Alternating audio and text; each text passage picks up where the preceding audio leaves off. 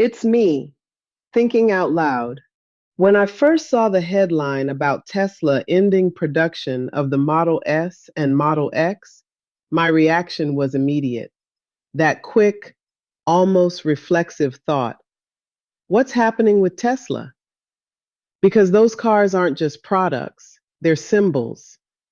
They represent a moment when electric vehicles stopped being theoretical and became aspirational. So seeing them disappear felt unsettling, like watching something foundational quietly step aside.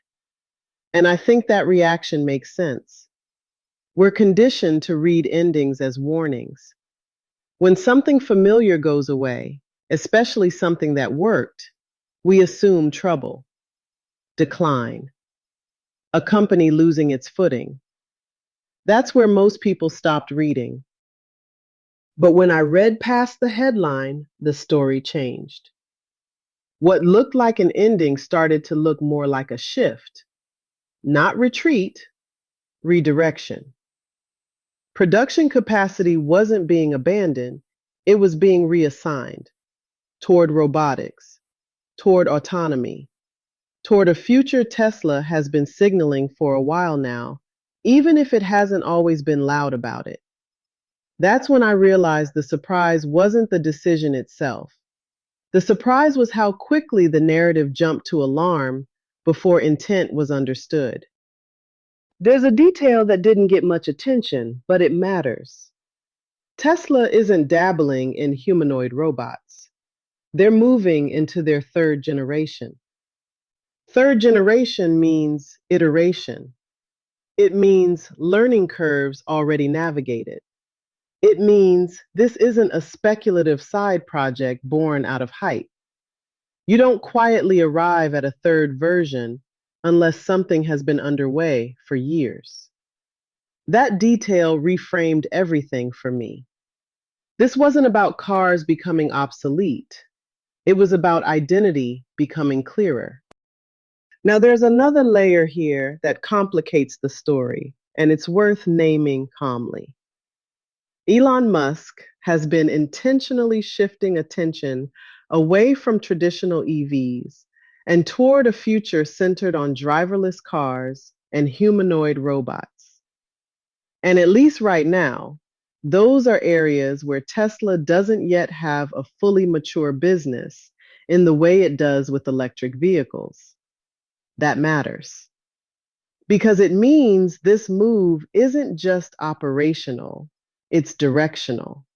It's a bet, not only on technology, but on who the company believes it needs to become next. That's where discomfort shows up. Not because the move is reckless, but because the outcome isn't fully known. Letting go of icons is hard, especially when those icons still carry emotional and cultural weight. The Model S and X aren't failures, they're successes.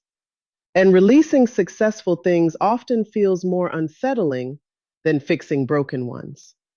We like continuity. We like evolution when it's incremental and familiar. But strategic shifts rarely feel that way from the outside. They often look like loss before they look like direction. Sometimes holding on costs more than releasing, even when what you're releasing still works. I think that's where most of the tension around this announcement actually lives. Not in robots, not in autonomy, but in the space between panic and understanding. We want the future without the farewell tour. We want progress without displacement. But transitions don't work that way.